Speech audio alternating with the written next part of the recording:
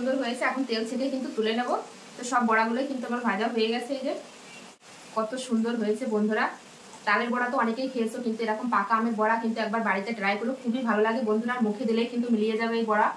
তো দেখো বন্ধুরা, পাকা আমের বড়াটা কত সুন্দর হয়েছে আর কত নরম তুলতুলে, দেখো দেখলেই তো জিভে জল চলে আসছে বন্ধুরা। নমস্কার বন্ধুরা, তোমাদের সবাইকে অনেক অনেক স্বাগত জানাই বন্যা রান্নাঘরে। আজকেও কিন্তু দুর্দান্ত একটা রেসিপি নিয়ে চলেছি। এখন তো পাকা আমের সিজন বন্ধুরা, বাজারে প্রচুর পরিমাণে পাকা আম পাওয়া যাচ্ছে। তো পাকা আমের কিন্তু আমি অনেক ধরনের রেসিপি দিয়েছি, আজকেও কিন্তু একটা পাকা আমের রেসিপি দেবো। আজকে দেবো হচ্ছে পাকা আমের নরম তুলতুলে বড়া। অনেকে তো তালের বড়া, অনেক ধরনের বড়া খেয়েছো, কিন্তু আমের বড়া কখনো খেয়েছো কিনা একবার একটু কমেন্টে জানিয়ে বন্ধুরা। এটা বানানো যতটা সহজ আর খেতে কিন্তু দুর্দান্ত লাগে বন্ধুরা। খেলে কেউ বুঝতেই পারবে না যে এটা আমের বড়া। তো চলো দেখতে থাকো যে আমি কিভাবে আমের বড়া বানাই। আর যে সকল বন্ধুরা নতুন ফেসবুক থেকে দেখলে অবশ্যই পেজটি ফলো করবে, আর ইউটিউব থেকে দেখলে অবশ্যই চ্যানেলটি সাবস্ক্রাইব করবে। তো দেখতে থাকো বন্ধুরা। তো এই আমের বড়ার জন্য কিন্তু মেন উপকরণ হচ্ছে আম। এখানে লাগবে হচ্ছে পাকা আম। তো আমি এখানে কিন্তু 3টে পাকা আম নিয়ে নিয়েছি। এই যে, তো এই পাকা আমগুলো প্রথমে কিন্তু খোসা ছাড়িয়ে নেব। আমগুলো খোসা ছাড়িয়ে নেব। তো আমি এখানে 3টে আম নিয়েছি। তোমরা চাইলে কিন্তু এর থেকে বাড়িও নিতে পারো বা কমিয়েও নিতে পারো। তো খোসাগুলো ছাড়িয়ে নেবো। এই যে, তো একটা আমের কিন্তু খোসা খুব ভালোভাবে ছাড়িয়ে নিয়েছি। এখন আমটা কিন্তু কেটে নেব। তো এই যে এরকম ছোট ছোট পিস পিস করে কিন্তু কেটে নেব।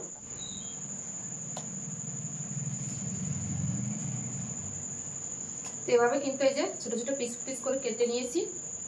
এই হাঁড়িটা কিন্তু দেবো না, এটা ফেলে দেবো। এইভাবে কিন্তু এই দুটো আমও কিন্তু কেটে নেব। এই আমটা কাটলে কিন্তু হয়ে যায়।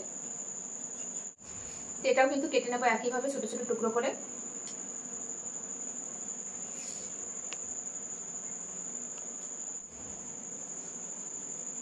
তো পুরো আমটাই কিন্তু আমি কেটে নিয়েছি। এখন এই আমটা কিন্তু আমি মিক্সিতে পেস্ট করে নিয়ে আসবো।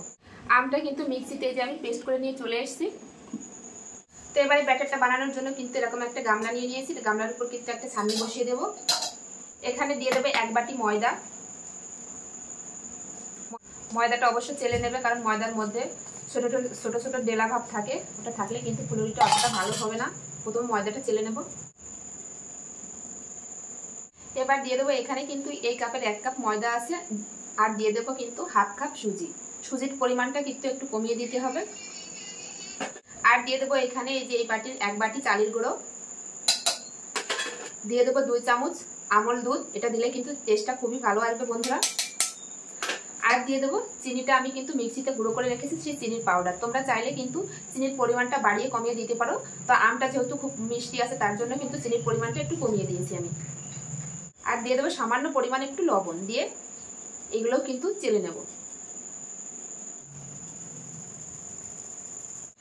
সব উপকরণগুলো কিন্তু আমি চেলে নিয়েছি। এখন যে আমের যে পাল্পটা এই যে আমি মিক্সিতে ঘুরিয়ে রেখেছি, এটা কিন্তু দিয়ে দেব। এখন এই সব উপকরণগুলো কিন্তু মেখে নেব হাতের সাহায্যে। তো দেখো আমি খুব সুন্দর করে কিন্তু মেখে নিয়েছি। এই অবস্থায় কিন্তু তোমরা জল দিয়েও মাখতে পারো। তো আমি এখানে দিয়ে দেবো দুধ। দুধ দিয়ে মাখলে কিন্তু টেস্টটা খুবই ভালো আসবে বন্ধুরা। তো আমি অল্প অল্প দুধ দেবো আর মাখতে থাকবো। তো এই যে আমি অল্প অল্প দুধ দিয়ে কিন্তু একটা বেটার বানিয়ে নিয়েছি। এখন কিন্তু এই অবস্থায় আমি একটু ঢাকা দিয়ে রেখে দেবো আধ ঘন্টার জন্য, কারণ এর ভিতরে সুজি দেওয়া আছে, কারণ সুজিটা ফুলে যাবে। আধা ঘন্টা কিন্তু আমি এইভাবে ঢাকা দিয়ে রেখেছিলাম। এই দেখো, তো এখন কিন্তু আমি এর ভিতর দিয়ে দেবো কিছু মৌরি। এই যে সামান্য পরিমাণে একটু হাতে এরকম ডলে এভাবে দিয়ে দেবো। তো এরকম একটা গ্রেটারের সাহায্যে কিন্তু খুব সুন্দর করে মিশিয়ে নেবো। আর দেখো কতটা ঘন হয়ে গেছে, কারণ সুজিটা কিন্তু অনেকটা পরিমাণে ফুলে গেছে। কিন্তু আমি আবারও এর ভিতর কিন্তু অল্প অল্প দুধ দিয়ে কিন্তু একটু মিশিয়ে নেব, কারণ সুজিটা ফুলে কিন্তু একটু গাঢ় হয়ে গেছে। অল্প অল্প দুধ দিয়ে কিন্তু আবারও আমি খুব সুন্দর করে এই যে মেখে নিয়েছি। ঠিক এরকম কিন্তু হবে, তবেই কিন্তু খুব নরম ও তুলতুলে হবে। ব্যাটারটার ঘনত্বটা ঠিক এরকম হবে। এর থেকে শক্ত হলে কিন্তু তখন বড়াগুলোও কিন্তু শক্ত হয়ে যাবে আর নরম থাকবে না। তো এই সাইডে দেখো আমি কড়াইতে কিন্তু তেল গরম করতে বসিয়ে দিয়েছি, আর অনেকটা পরিমাণে কিন্তু তেল দিয়ে দিয়েছি। তেল কিন্তু খুব ভালোভাবে গরম হয়ে গেছে। এখন কিন্তু এই বড়াগুলো ভেজে নেব। এইভাবে কিন্তু বড়ার আকারে দিয়ে দেবো। তো তোমরা ছোট বড় তোমাদের পছন্দ অনুসারে কিন্তু দিতে পারো এই বড়াগুলো। তো এইভাবে কিন্তু সব বড়াগুলো দিয়ে দেবো আমি কড়ার ভিতর।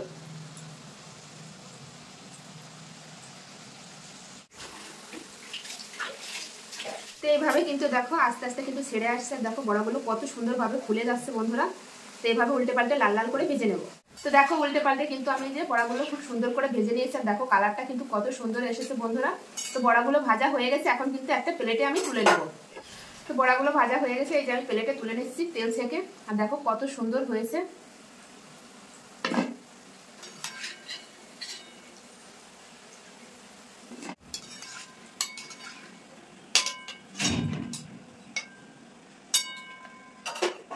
বড়া কিন্তু একদম রেডি। তো একইভাবে বাকি যেটুকু আছে এই যে বেটার, তো একইভাবে কিন্তু এইটুকু ভেজে নেব।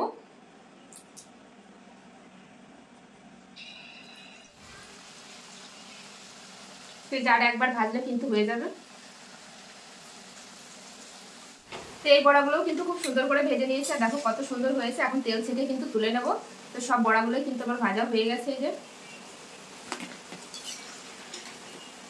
এই দেখো কত সুন্দর হয়েছে বন্ধুরা। তালের বড়া তো অনেকেই খেয়েছো, কিন্তু এরকম পাকা আমের বড়া কিন্তু একবার বাড়িতে ট্রাই করো, খুবই ভালো লাগে বন্ধুরা। মুখে দিলে কিন্তু মিলিয়ে যাবে এই বড়া। দেখো তো সব বড়াগুলো কিন্তু আমি তেল ছেঁকে যে তুলে নিয়েছি। আর দেখো কত সুন্দর হয়েছে বড়াগুলো। গরম গরম এক থালা কিন্তু আমের বড়া একদম রেডি। তো দেখেই কত সুন্দর লাগছে বন্ধুরা। দেখো তো অনেকে তো অনেক ধরনের বড়া খেয়েছে, এই বড়া কিন্তু একবার বাড়িতে ট্রাই করো, অনেক অনেক ভালো লাগবে বন্ধুরা। তো যে সকল বন্ধুরা নতুন ফেসবুক থেকে দেখলে অবশ্যই পেজটি ফলো করো, আর ইউটিউব থেকে দেখলে অবশ্যই চ্যানেলটি সাবস্ক্রাইব করো। এরকম নিত্য নতুন ভিডিও দেখতে হলে অবশ্যই বন্যা রান্নাঘর চ্যানেলটি সাবস্ক্রাইব করতে হবে। কেমন লাগলো আজকের এই রেসিপি আম দিয়ে পাকা আমের বড়া? তো কেমন লাগলো অবশ্যই কিন্তু কমেন্টে জানাবে বন্ধুরা। ভালো লাগলে অবশ্যই লাইক কমেন্ট শেয়ার করবে, শেয়ার করে কিন্তু অন্য বন্ধুদের সঙ্গে শেয়ার করে দেবে দেখার জন্য। তো চলো সবাই ভালো থাকবে, সুস্থ থাকবে, আবার দেখা হচ্ছে নতুন কোনো রেসিপির সঙ্গে।